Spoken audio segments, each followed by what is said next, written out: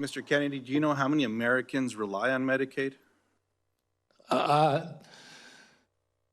About 72 million plus the 7 million kids who are on chips. Appreciate that, 72 million. Yes or no, is it important that expectant mothers and newborns have access to health coverage? Is it important that expectant mothers and newborns have access to health coverage? Absolutely, Senator. Mr. Kennedy, do you know how many babies born in this country are covered through Medicaid? I would guess, I don't know the answer, I would guess about 30 million. I have it, Mr. Kennedy. About 41% or 1.4 million babies births are financed by Medicaid, according to the National Center for Health Statistics.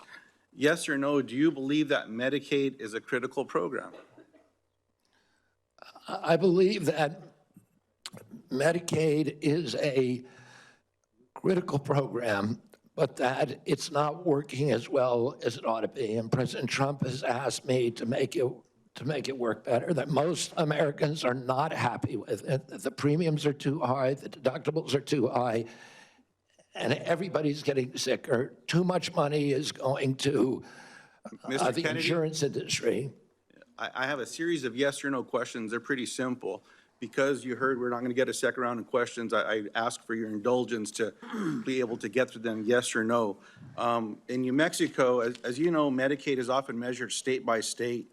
It might surprise you if you look at some of those surveys. In New Mexico, the response was 90% of New Mexicans on Medicaid report satisfaction getting care, 80% getting specialist care, 85% getting urgent care, 95% ease of filings out of focus. Not to pick on any one of my colleagues, but in Louisiana, 86% of people on Medicaid are satisfied with their interactions. 83% are satisfied getting care. 85% are satisfied getting specialized care. 82% getting urgent care. I can go on state by state, but we don't have the time today.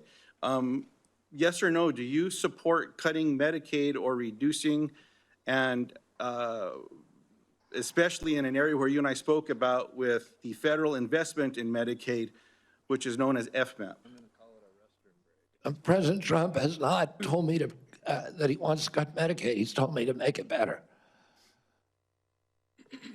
Do you support cutting, yes or no? Let me ask you this way, since it's only about President Trump. I support making it better, Senator. If President Trump asks you to cut Medicaid, will you do it? Oh, it's not up to me to cut Medicaid. It would be up to Congress. And you don't I'm going to work. I'm going to work. Mr. Kennedy, you don't want to answer? I'll move on.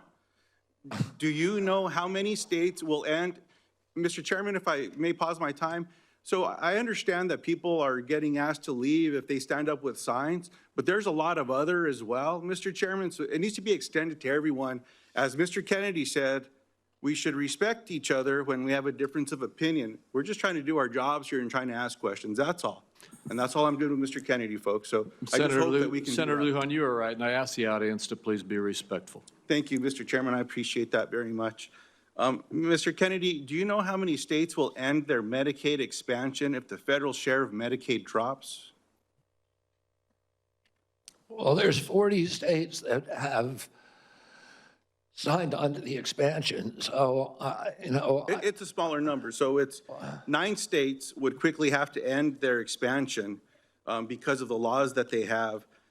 That's about 4 million folks across the country. And in New Mexico, Iowa, and Idaho, they have triggers that it would immediately have to go into effect if, in fact, that gets cut. The reason I'm asking those questions is there's been a lot of chatter and conversations around Medicaid.